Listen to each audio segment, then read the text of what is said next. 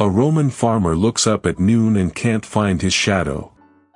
The sun is there, a pale disk, smeared behind a haze that never seems to burn off, and it's been like this for months. Not clouds, not fog, something worse, something permanent. Grain that should be waist-high is rotting in the field, black and stunted, because the frost never really left the ground, not even in July. 3,000 miles away, in the imperial capital of Constantinople, the court historian Procopius will later try to describe what everyone is seeing. And the best he can manage is that the sun gave off its light, without brightness, like the moon on a bad night. Across 2 continents, people are starting to whisper the same terrified question: what if the sun is dying? They had no way of knowing. The real answer was buried on the other side of the planet, and it would take 14 centuries and a chunk of ice to dig it out. To understand how strange 536 really was, you have to understand how much everything, everywhere, depended on the sky behaving itself. This was a world before refrigeration, before grain reserves that could last a bad decade, before anyone had the faintest idea that a volcano on one continent could starve a farmer on another. Byzantine Rome, Persia, Tang-era China, Ireland, Scandinavia, different languages, different gods, different politics, but the exact same rulebook. If the sun didn't warm the soil, crops failed. If crops failed, people starved. And in the year 536, for reasons nobody living could explain, the sun simply stopped doing its job. Contemporary writers across the ancient world, independently, thousands of miles apart, described the same impossible sky. That kind of agreement, from people who couldn't have coordinated a story, is exactly what should make the hair on your arms stand up. It started, as far as we can tell, in the eastern Mediterranean. Procopius, writing his history of Emperor Justinian's wars, recorded that the sun gave forth its light without brightness for the better part of a year, and that people lived in fear because it resembled an eclipse that simply refused to end. Modern historians don't dismiss this as poetic exaggeration anymore, they take it as an eyewitness weather report, like a solar eclipse that lasts not 8 minutes, but 18 months. Temperatures in parts of Europe dropped by what some climate scientists estimate was around 1.5 to 2.5 degrees Celsius that summer alone, which sounds small until you remember that a swing that size, sustained for years, is enough to turn a growing season into a famine. And the eastern Mediterranean was only the first place to notice. The dimming was spreading west, and it was about to get much, much colder. In Ireland, monks kept meticulous yearly chronicles, and the entries for 536 through 539 describe something they simply called a failure of bread. The harvests didn't just shrink, they collapsed. Snow reportedly fell in summer months across parts of Europe, coating fields that should have been full of ripening wheat. In Scandinavia, archaeologists studying this period have found something even eerier than crop failure. Entire villages that appear to have been abandoned around this time, along with hoards of gold jewelry buried in the ground and never dug back up. Researchers like Swedish archaeologist Bo Gräslund argue this fits a catastrophe so severe that people didn't just leave their homes. They left their wealth behind, possibly as offerings to gods they believed had abandoned them. Centuries later, when Norse mythology was finally written down, it described an apocalyptic event called Fimbulwinter, 3 consecutive winters with no summer between them, so brutal it signals the end of the world. Some scholars now think that legend wasn't pure myth. It may have been folk memory of exactly this event, passed down for generations. And the strange sky wasn't just a European problem.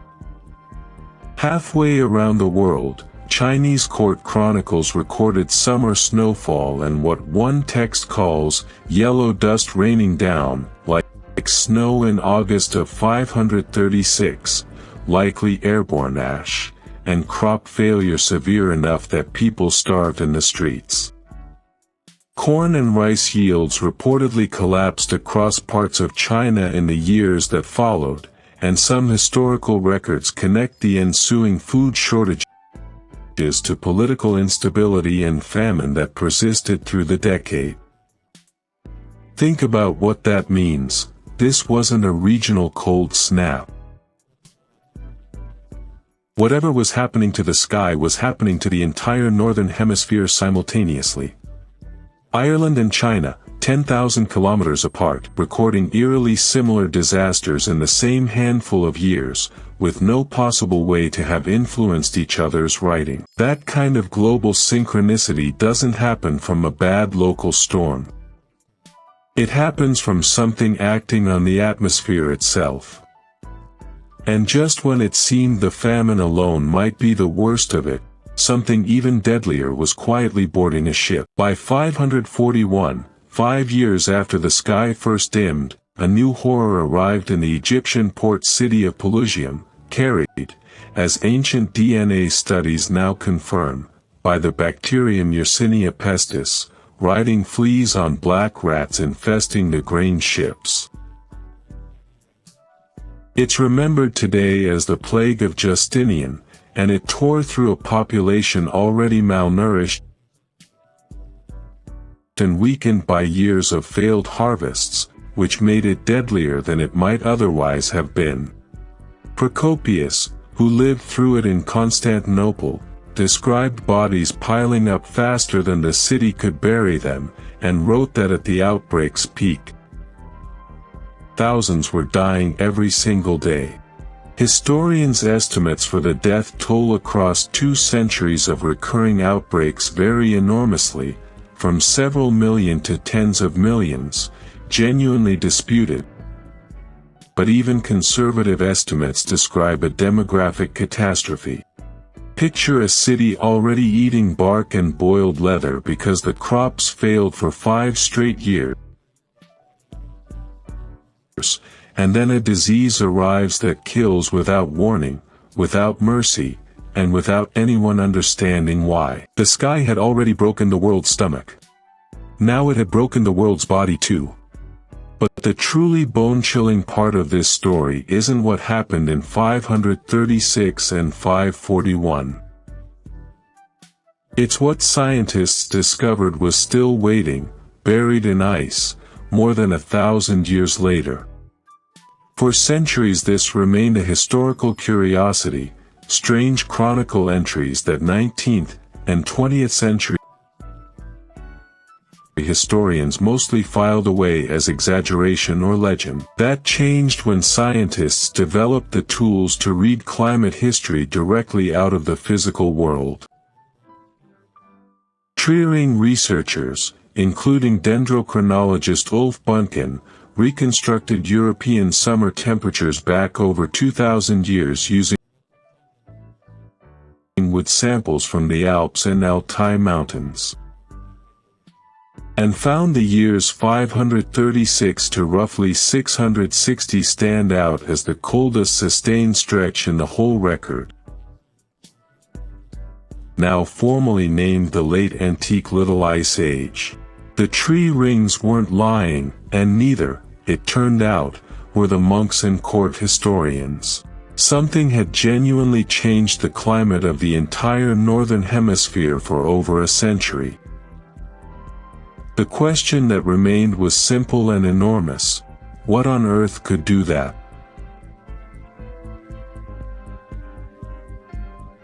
The answer was sitting in the deepest, oldest ice on the planet, and it took a team of glaciologists and historians to finally read it.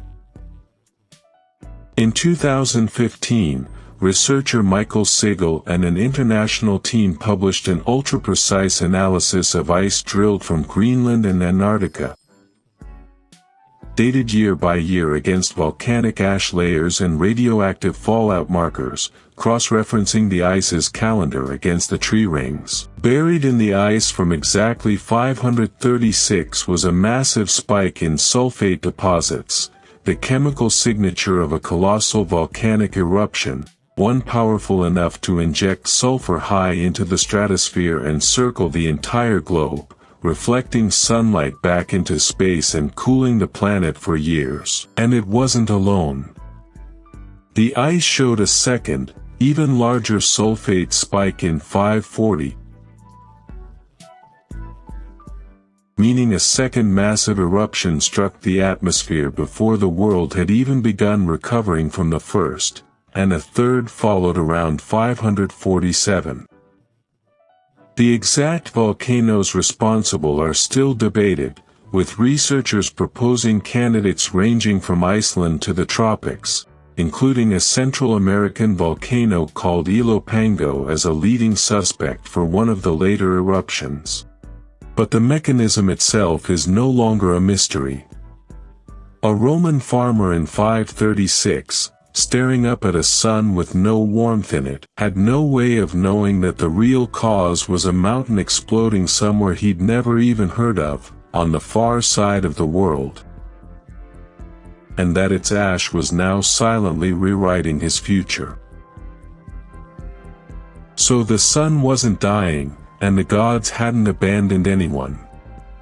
The truth was both stranger and, in its own way, more human. A chain reaction that started with rock and fire deep in the earth, traveled through the sky as invisible sulfur, and ended as famine on a dinner table in Ireland, panic in the streets of Constantinople, and buried gold in a Swedish field. The reason a Harvard historian, looking at all this evidence laid side by side, called 536 the single worst year to be alive in recorded history,